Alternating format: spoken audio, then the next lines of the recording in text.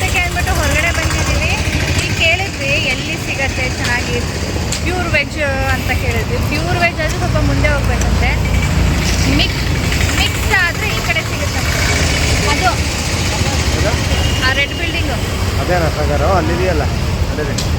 Veg and non veg ಅಂದರೆ ಇಲ್ಲೇ ಇದೆ ನೋಡಿ ಅಂದರು. ವಾಕೇಬಲ್ ಡಿಸ್ಟೆನ್ಸ್ ಅಂತೆ. ಅದಕ್ಕೆ ಈಗ ಹೋಗ್ತಾ ಇದ್ದೀವಿ ನಡ್ಕೊಂಡು. ಕೇರಳ ಸ್ಟೈಲ್ ಕಟ್ಟಿದ್ದಾರೆ ಅದು. ಕೇರಳ ಇಟ್ಟು ಎಲ್ಲ ಫುಲ್ ಕಟ್ಬಿಟ್ಟಿದ್ದಾರೆ. ಪ್ಲಾಸ್ಟಿಂಗ್ ಇಲ್ಲ ನಡಿ. ಈಗ ಇದು ಫ್ಲೈಓವರ್ ಕೆಳಗಡೆಯಿಂದ ಹೋಗಬೇಕು. ಇದು IG ಸ್ಟ್ರೀಟ್ ಅಂತೆ.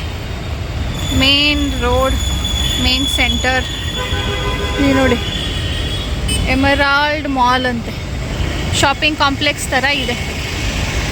ನಮ್ಮ ಬೆಂಗಳೂರಲ್ಲಿ ಅದಾದ ಅಲಂಕಾರ ಪ್ಲಾಜಾ ಇದೆಯಲ್ಲ, ಆ ಥರ ಇದೆ.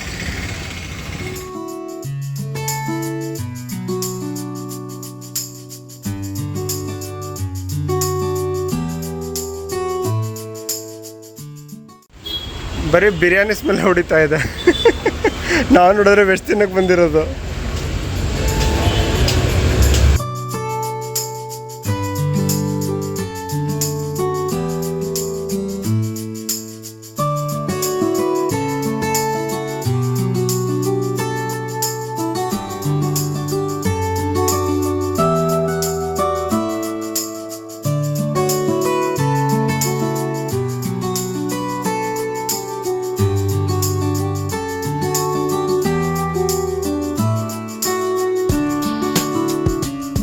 ಇಲ್ಲ, ಇಲ್ಲಿ ತುಂಬ ಲೇಟ್ ಆಗುತ್ತೆ. ಬನ್ನಿ ಹೋಗೋಣ ಕೆಳಗಡೆ.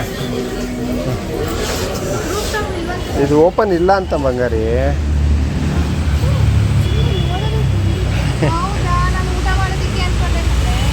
ರೂಫ್ ಟಾಪ್ ಇದೆ ಅಂತ ಹೇಳಿದ್ರಾ ಇವಳು? ಮತ್ತೆ ಅವಳೇ ನೋಡಿರೋದಾ? ಸೊ ಅಲ್ಲಿ ಕೇಳಿದ್ದಕ್ಕೆ ಇಲ್ಲ ಸರ್ವಿಂಗ್ ಇಲ್ಲ ಅಂತಂದರು. ಇಲ್ಲ ನಾವು ನೋಡ್ಕೊಂಡು ಬರೋಣ ಬನ್ನಿ ಅಂತ ಕರ್ಕೊಂಡು ಬಂದ್ಲು. ಓಕೆ, ನೋಡು ಬಂಗಾರಿ ಹೇಗಿದೆ ಅಂತ. ನೋಡಲ್ಲಿ ಆಟ ಆಡೋ ಥರನೂ ಇದೆ. ಸ್ಲೈಡ್ ಮಾಡ್ಕೊಳ್ಳಿ ತಿಂತ ಅಂತ. ಚೆನ್ನಾಗಿದೆಯಲ್ಲ ಜಾಗ, ಸಗದಾಗಿದೆ.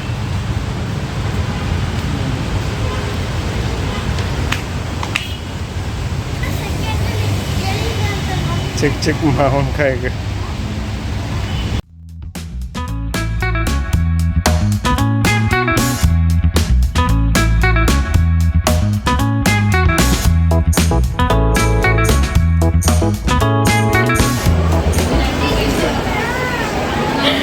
ಇಬ್ರು ನಿದ್ದೆ ಹೊಡಿತಾ ಇದ್ದಾರೆ. ಎದ್ದಿರೋದು 4 ಗಂಟೆಗೆ, ನಾನು ಇವರಿಬ್ರು ಎದ್ದಿರೋದು 6 ಗಂಟೆಗೆ.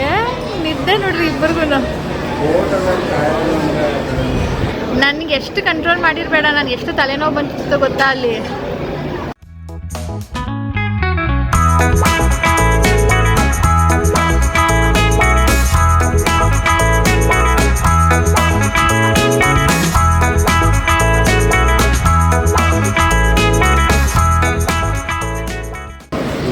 ವೆಜ್ ಮಸಾಲ. ಕೇರಳದಲ್ಲಿ ರೈಸ್ ಬೇರೆ ಅಲ್ವಾ, ಅದಕ್ಕೆ ನಾವು ರೈಸ್ ಐಟಮ್ ಏನೂ ತೊಗೊಂಡಿಲ್ಲ. ನೂಡಲ್ಸ್ ಮತ್ತು ಪರೋಟ ತೊಗೊಂಡಿರೋದು.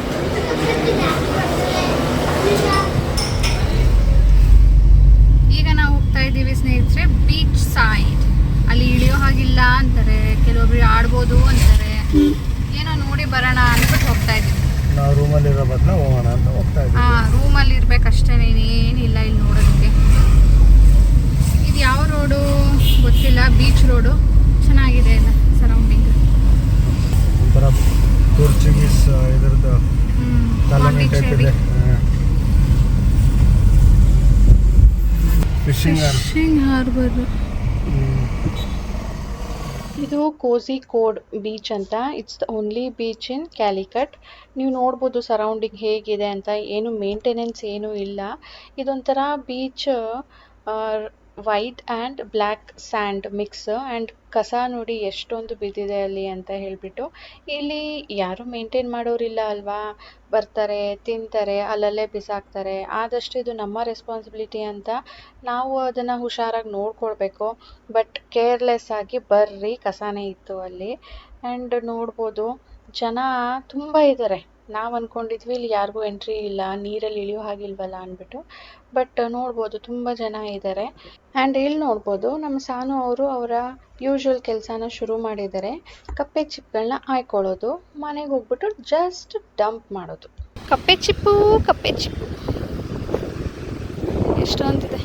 ನೀರು ಇಲ್ಲಿ ತನಕನೂ ಬರುತ್ತೆ ಅಂದಂಗೆ ಆಯಿತು.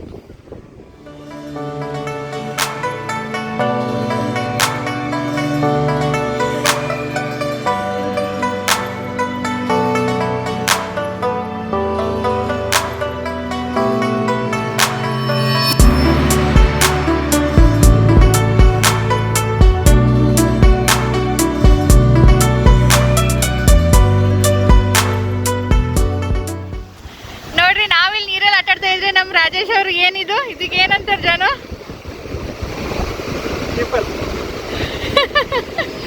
ರಾಜೇಶ್ ಹತ್ರ ಕೊಟ್ಬಿಟ್ಟು ನಾವು ನೀರಿಗೆ ಬೀಳ್ತಿದ್ವಿ.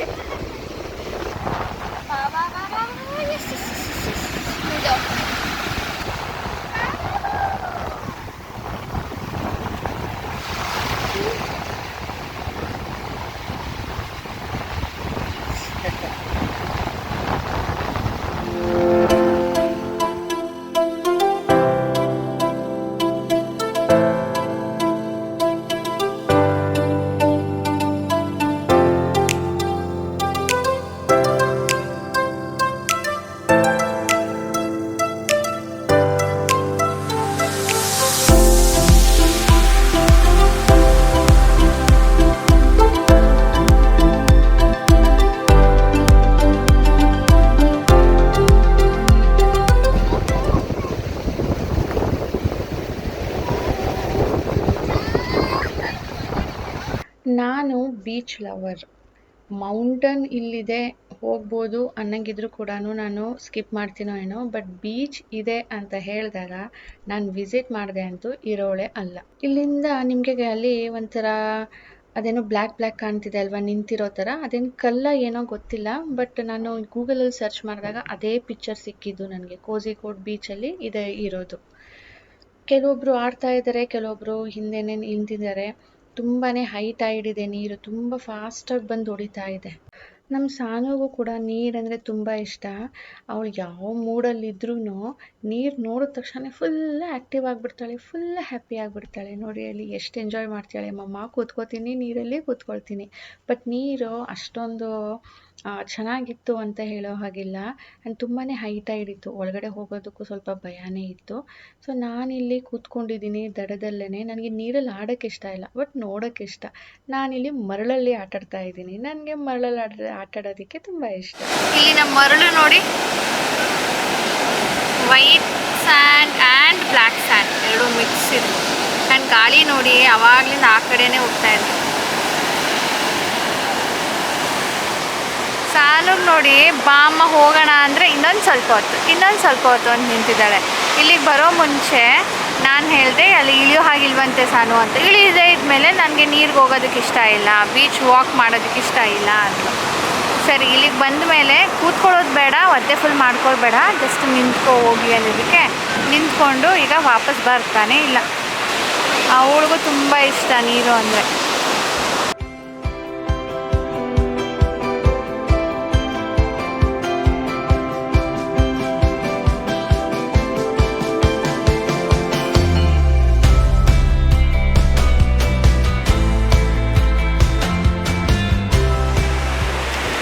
ಇದೆ ವೆರಿ ಸ್ಯಾಡ್ ಫೇಸ್. ಇನ್ನೊಂದು 10 ಡೇಸಲ್ಲಿ ಹೋಗ್ತೀವಿ ಬಾಸಿಗೆ ಮತ್ತೆ ಅಂತ ಹೇಳಿದ್ದೀನಿ.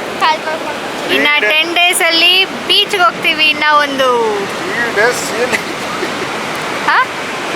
ಸಿಯಲ್ಲೇ ಇರ್ತೀನಿ ಅಂತ ಬಂದೆ. ಅದು ಬಂದು ಸಿಯಲ್ಲೇನೆ. ಅದು ಎಲ್ಲಿಗೆ ಅಂತ ನೀವು ಗೆಸ್ ಮಾಡಿರಿ. ಹೆಸರು ನಾನು ಈಗಲೇ ಹೇಳೋದಿಲ್ಲ, ಲೆಟ್ ಇಟ್ ಬಿ ಸರ್ಪ್ರೈಸ್. ಅವಳು ಕರ್ಕೊಂಡು ಬರ್ಬೇಕು ತಾನೆ, ನೀವು ಒಬ್ಬರೇ ಬಂದರೆ ಅವಳು ಮತ್ತೆ ಚಪ್ಪಲಿ ಸ್ಯಾಂಡ್ ತೆಗಿತೀನಿ ಬರ್ಬೇಕು. ಮತ್ತೆ ಈಗ ಹೋಟೆಲ್ಗೆ ಬಂದ್ವಿ. ಆಕ್ಚುಲಿ ನಮ್ಮ ಪ್ಲಾನ್ ಇದ್ದಿದ್ದು ಬೀಚ್ ಹೋಗ್ಬಿಟ್ಟು ಅಲ್ಲಿಂದ ಯಾವುದೋ ಒಂದು ಶಾಪಿಂಗ್ ಸ್ಟ್ರೀಟ್ ಇದೆ, ಹೋಟೆಲ್ ಅವ್ರು ಹೇಳಿದ್ದು ಅಲ್ಲಿಗೆ ಹೋಗ್ಬೋದು, ನೋಡುವಂಥದ್ದಿದೆ ಅಂತ ಹೇಳಿದ್ರು. ಸರಿ ಅದನ್ನ ಮುಗಿಸ್ಕೊಂಡು ಸಾನುಗೆ ಇವತ್ತು ಐಸ್ ಕ್ರೀಮ್ ಪಾರ್ಟಿ ಕೊಡಿಸ್ತೀವಿ ಅಂದ್ವಿ. ಸೊ ಐಸ್ ಕ್ರೀಮ್ ಪಾರ್ಲರ್ಗೆ ಹೋಗಿ ಮತ್ತೆ ಅಲ್ಲಿ ಎಲ್ಲಾದ್ರೂ ಅಲ್ಲೇ ಊಟ ಮಾಡಿಕೊಂಡು ಬೇಗ ಬಂದು ಹೋಟೆಲ್ಗೆ ಮಲ್ಕೊಡ್ಬೇಕು ಅಂತ ಹೇಳ್ಬಿಟ್ಟು. ಬಟ್ ಅಲ್ಲಿ ಒದ್ದೆ ಆಗ್ಬಿಟ್ವಲ್ಲ, ಚುಟು ಚುಟು ಅನ್ನೋಕ್ಕೆ ಶುರು ಆಗ್ಬಿಟ್ಟಿತ್ತು. ಸಾನು ಇಲ್ಲ ನಾನು ಸ್ನಾನ ಮಾಡಬೇಕು ನಂಗೆ ಆಗ್ತಾ ಇಲ್ಲ ಅಂದ್ಕೊಂಡು ಈಗ ಮತ್ತೆ ಹೋಟೆಲ್ಗೆ ಬಂದಿದ್ದೀವಿ. ಇದಾದ್ಮೇಲೆ ಫ್ರೆಶನ್ ಅಪ್ ಆಗಿ ಎಲ್ಲರೂ ಹೊರಗಡೆ ಹೊರಡ್ತೀವಿ. ಈ ಕಡೆನಾ ಇದು ಎಸ್ಎಂ ಸಿಟಿ ಕಡೆ ಮೆಟಲ್ ಅಂಗಡಿ ಇದೆ ಅಲ್ಲಿ. ಈ ಕ್ರಾಸ್ಗೆ ಹೋಗಿ ನೋಡ್ಬೇಕು ಏನು ಸಿಗತ್ತಂತ. ಇಲ್ಲಿ ಜ್ಯುವೆಲ್ರಿ ಅಂಗಡಿಗಳಿತ್ತು. ನಾವು ಕಾರಲ್ಲಿ ಪಾರ್ಕಿಂಗ್ ಹುಡ್ಕೊಂಡು ಅಲ್ಲಿಗೆ ಹೋಗಿ ಬಂದ್ವಿ. ಇಲ್ಲಿ metals, dry nuts and fruits, ಇಲ್ಲಿನ ಫೇಮಸ್ ಬಾಳೆಕಾಯಿ ಚಿಪ್ಸು, ಹಲ್ವಾ ಎಲ್ಲ ಇದೆ. ಬಾಳೆಕಾಯಿ ಚಿಪ್ಸು, ಗೆಣಸುದು ಚಿಪ್ಸು, ಡೇಟ್ಸು.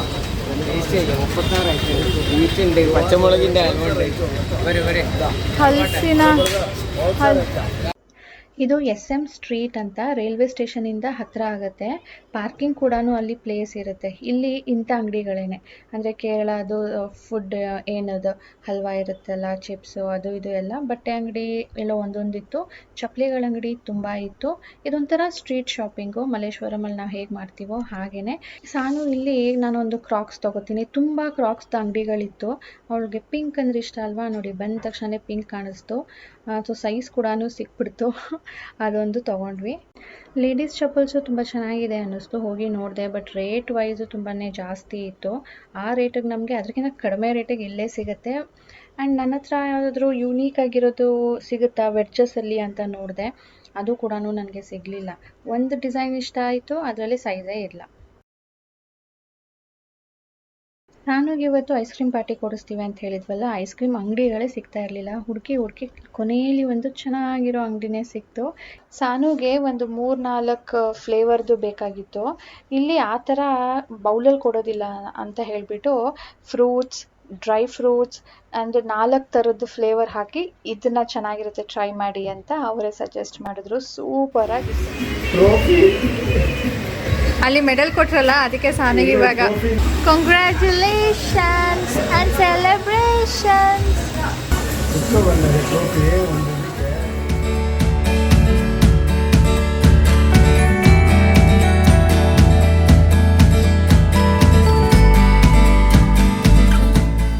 ನಮ್ಮ ಸಾನುಗೆ ಇಲ್ಲಿಂದ ಹೋದ ತಕ್ಷಣ ಸ್ಕೂಲು ಅರ್ಜೆಂಟು. ನಮ್ಮ ಸಾನುಗೆ ಬ್ಯಾಗ್ ತೊಗೊಂಡಿಲ್ಲ ನೋಡಪ್ಪ, ಫಾರ್ ಎವರ್ ಇಲ್ಲಿಗೆ ಬಂದಾಗ ತೊಗೊಂಡಿದ್ದು ಅಂತ ನೆನಪಿರತ್ತೆ.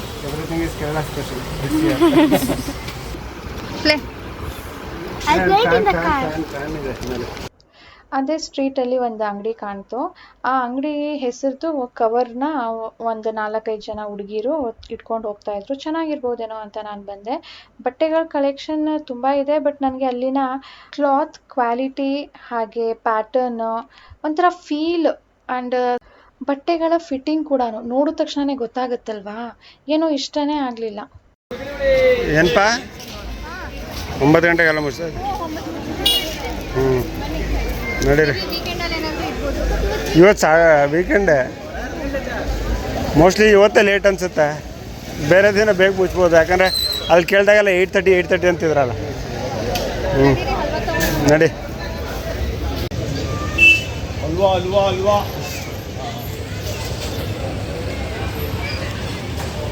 ಹಲ್ವಾ, ಚಿಪ್ಸ್, ಎಣ್ಣೆ ಶಾಪಿಂಗ್ ಆಯಿತು. ಇದು ಹಲಸಿನ ಹಣ್ಣೊಂದು ತಗೊಳ್ತೀರಾ?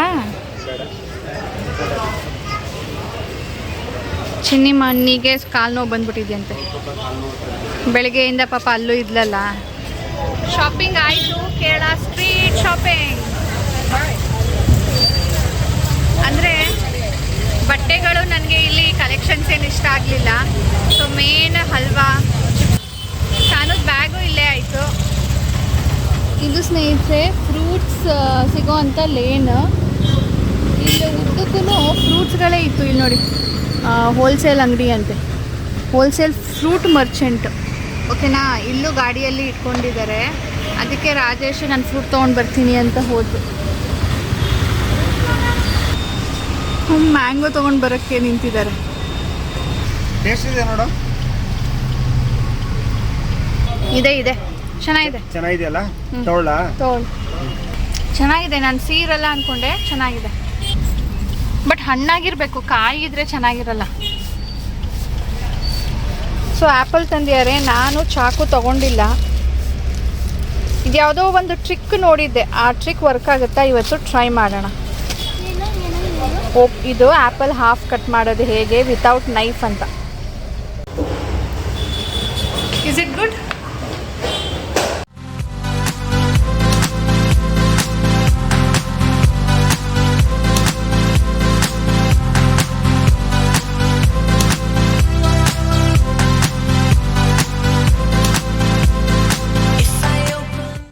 ಏನೋ ಇವತ್ತಿನ ಡೇ ಒಂಥರ ಸಕ್ಸಸ್ಫುಲ್ ಇತ್ತಲ್ಲ.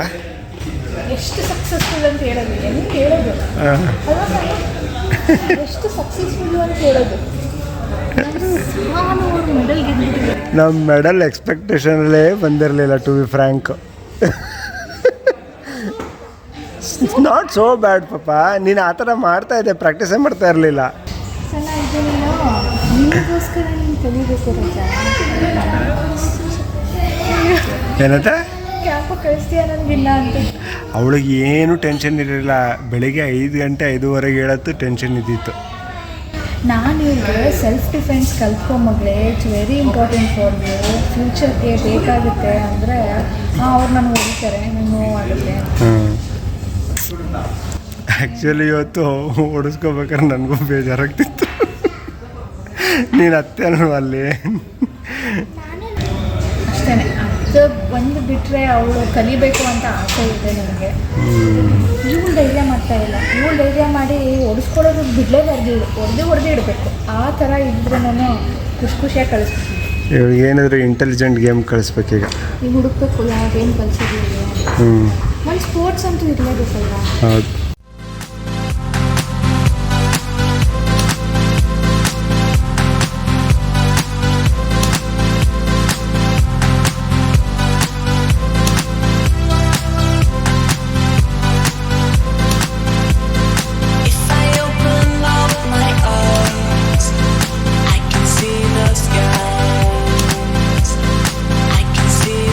ಏನಿವತ್ತು ಡ್ರೈ ಫ್ರೂಟ್ಸ್ ಮೇಲೆ ಡ್ರೈ ಫ್ರೂಟ್ಸು.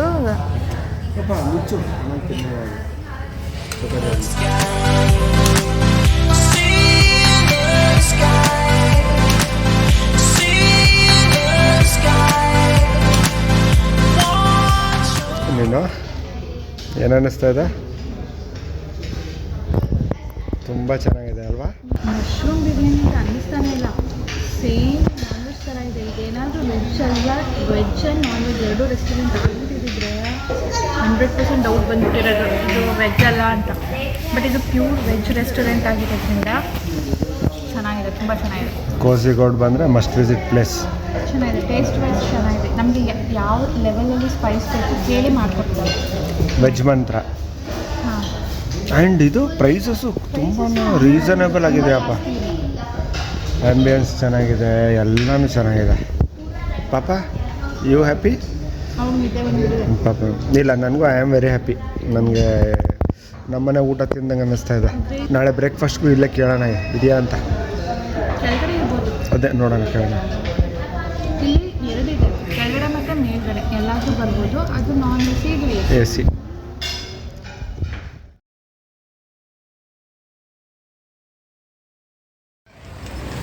ನೋಡಿ ಸ್ನೇಹಿತರೆ, ಈ ಥರ ಇದೆ ಕೆಳಗಡೆ. ಮೇಲ್ಗಡೆ ಇರೋದು ವೆಜ್ ಮಂತ್ರ ಅಂತ ಹೇಳಿಬಿಟ್ಟು. ಟೇಸ್ಟ್ ಅಂತೂ ಸೂಪರಾಗಿದೆ, ಕ್ವಾಂಟಿಟಿನೂ ಚೆನ್ನಾಗಿದೆ, ಆ್ಯಂಡ್ ಪ್ರೈಸ್ ಕೂಡ ಒಂಥರ ಕಡಿಮೆ ಅಂತಲೇ ಹೇಳಬೇಕು. ನೆನ್ನೆಗೆ ಹೋಟೆಲ್ಗೆ ಕಂಪೇರ್ ಮಾಡಿಕೊಂಡ್ರೆ, ನೆನ್ನೆ ಫುಡ್ಗೆ ಕಂಪೇರ್ ಮಾಡಿಕೊಂಡ್ರೆ ದ ಬೆಸ್ಟ್. ಅದಕ್ಕೆ ರಾಜೇಶ್ ಖುಷಿ ಆಗಿಬಿಟ್ಟು ನಾಳೆಗೆ ತಿಂಡಿಗೂ ಇಲ್ಲಿಗೆ ಬರೋಣ, ಕೇಳ್ಕೊಂಡು ಬರ್ತೀನಿ ಅಂದ್ಬಿಟ್ಟು ಹೋಗಿದ್ದಾರೆ.